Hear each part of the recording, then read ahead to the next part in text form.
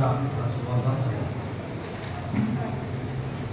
बहुत मुझे शादी की है और जब से संत महापुरुषों के संपर्क में आए हैं, दिनों दिन भावना की इनकी उन्नति, उदारता और केवल साधु संतों के बीच में नहीं, उनके साथ में जो मैंने बताया कि हजारों लोग पूरे भारतवर्ष में रोजी रोटी पा रहे हैं, उनके प्रति भी भाई बहन का प्यार देने वाली मैं चाहता हूं कि ये मैनेजमेंट से बहुत ऊंची डिग्री दी हुई है, उस कंपनी के बहुत अच्छे पद पर है।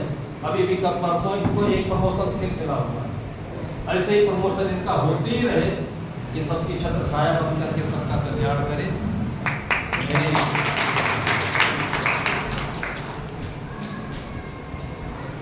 गुरुदेव जी की शुभकामना है और मैं अतिथि बहन से अपेक्षा करता हूँ कि दो शब्द अपने जीवन के अनुभव के बारे में, बच्चों की पढ़ाई के बारे में, मैनेजमेंट के बारे में आ करके आप लोगों के सामने बोले।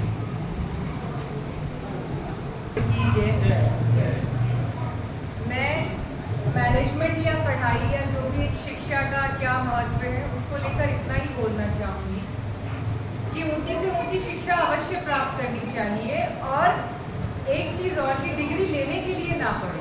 जो आज के अगर काफ़ी यहाँ पर युवा बैठे हैं, मैं इसलिए कहना चाह रही हूँ, आजकल जैसे क्योंकि मेरी कंपनी का ऐसा काम है कि छोटे छोटे शहरों में जाते रहना पड़ता है, तो जिससे भी बात करते हैं वो यही बोलते हैं कि लड़का बीए कर लिए है, लड़की बीए कर लिए है, आगे क्या करें।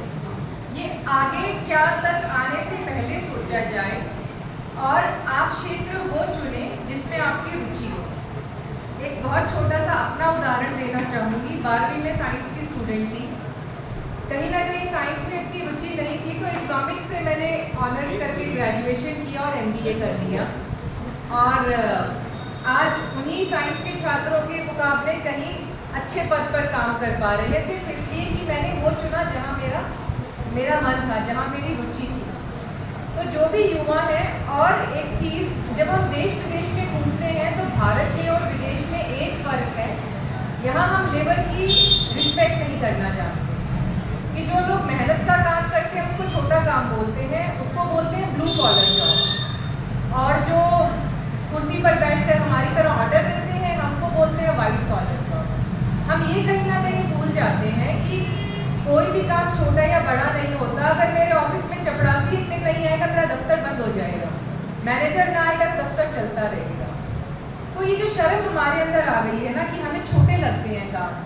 मैं देखती हूँ लड़के घर बैठ जाते हैं, काम नहीं करना चाहते कि उन्हें छोटा लगता है काम, छोटे से ही बड़ा होता है। और जीवन में काफ़ी उतार चढ़ाव सही हैं। गुरुदेव जी के संपर्क में आए तब भी बहुत संघर्ष की स्थिति थी। सिर्फ जब तक आप अपने काम को अपनी पूजा की तरह एक सम्मान देकर आगे नहीं बढ़ेंगे, आप तरक्की नहीं कर पाएंगे।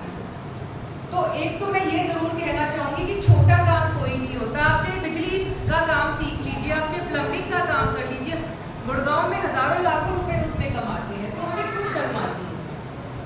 काम वो छोटा नहीं है जो हम अपनी मेहनत मजदूरी से कर रहे हैं। काम वो छोटा है कि हम कुछ नहीं कर रहे, माँ बाप के सर पे बोझ बन के बैठे या चोरी चकारी बेईमानी कर रहे हैं।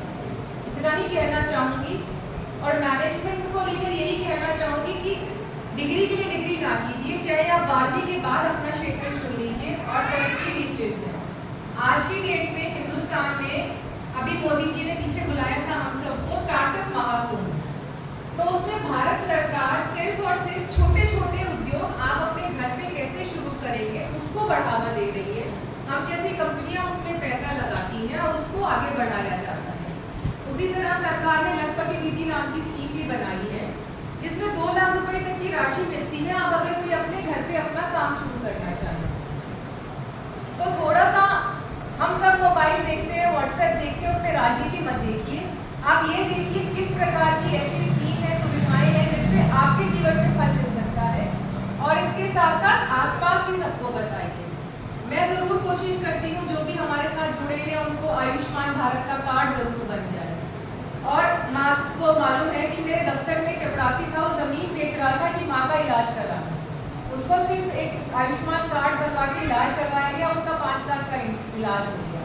तो बीमा, आयुष्मान कार्ड, इस प्रकार की जितनी भी सुविधाएं हैं खुद भी उनको लीजिए और अपने आसपास सबको बताइए। और लड़कियों को जरूर पढ़ाइए। जब एक लड़की आगे बढ़ती है, एक बहुत छोटा उदाहरण है, एक लड़का आगे बढ़ता है, वो नौकरी करता है, खत्म। लड़की आगे बढ़ती है तो वो रोजगार दुगना तिगना हो जाता है, क्योंकि वो घर में भी किसी को रोजगार देती है, वो बाहर भी किसी को रोजगार देती है। जब स्त्रियां बढ़कर आगे निकलेंगी तब ये समाज आगे बढ़ेगा। लेकिन पढ़ने के बाद अपने आप को ये नहीं समझ लेना है कि मैं ईश्वर बन गया। अपनी विनम्रता को कभी नहीं भूलना है, अपनी जड़ों को कभी नहीं भूलना है, कहाँ से निकलकर कहाँ पहुंचे थे ये कभी नहीं भूलना है। और आज की डेट में हिंदुस्तान से ज़्यादा तरक्की आप कहीं नहीं कर सकते। हम तो अभी पीछे लंदन भी देखकर आए थे, वहाँ ऐसा बुरा हाल है कि लोगों के पास खाने को पैसे नहीं है। यहाँ से सुनने में अच्छा लगता है मैं लंदन जाके टैक्सी चला लूँगा, सच बता रही हूँ वहाँ जाकर 20-20 लड़के एक कमरे में रहते हैं और आपको लगता है वो डॉलर पाउंड में कमाते हो, खर्च भी तो उसी में करते हो, तो खाने का नहीं होता है। जो काम आप यहाँ रहकर अपने परिवार में रहने की शक्ति पा सकते हैं वो कहीं दुनिया में नहीं है मौका। इतना ही कहना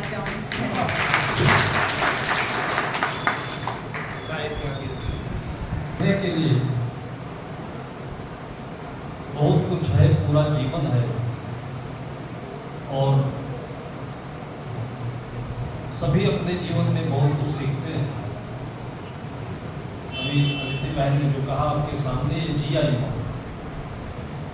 और बहुत कुछ इनके जीवन की उपलब्धि है, खूब पैसा बांटती है। आप लोगों को भी जरूरत हो तो आ जाना।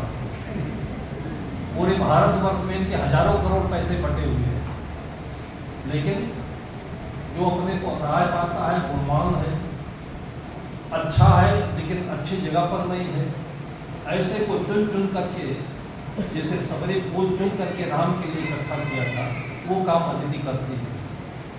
और हम इनके माता पिता को, इनके परिवार को, इनके बच्चों को बहुत बहुत धन्यवाद देते हैं कि एक सैंपल बन करके, प्रतीक बन करके, उदाहरण बन करके सबके भीतर के हिम्मत को मजबूत कर रहे हैं। हम तो रोज यही बोलते हैं, लेकिन लोग सोचते होंगे साधु का यही आदत है बोलने का। लेकिन इस प्रकार के जब लोग आते हैं, कोई IAS अफसर आता है, कोई इंजीनियर आता है, CMD साहब, और ये सब इतने विनम्र हैं, हजारों करोड़ के मालिक होने के बाद, मतलब इतने व्यस्ततम जीवन के बाद भी जब मैं कहता हूँ तो तुरंत वहाँ बाराबंकी पहुँच जाते हैं। इंटीरियर गांव में पहुँचते हैं, रोटी खाते हैं और ये जो बाटी चोखा होता है ये खाते हैं, जो ग्रामीण क्षेत्र का सबसे सामान्य मोटा अनाज होता है वो खाते हैं और आनंदित होकर के आते हैं।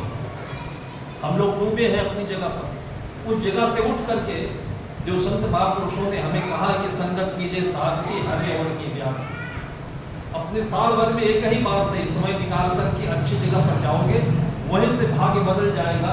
घड़ी की सुई जो रुकी हुई है उसमें स्पीड आ जाएगी। तो ऐसे के लिए इन सभी का उदाहरण हम लोग के हृदय में हमेशा हमारी प्रेरणा का स्रोत बना रहे।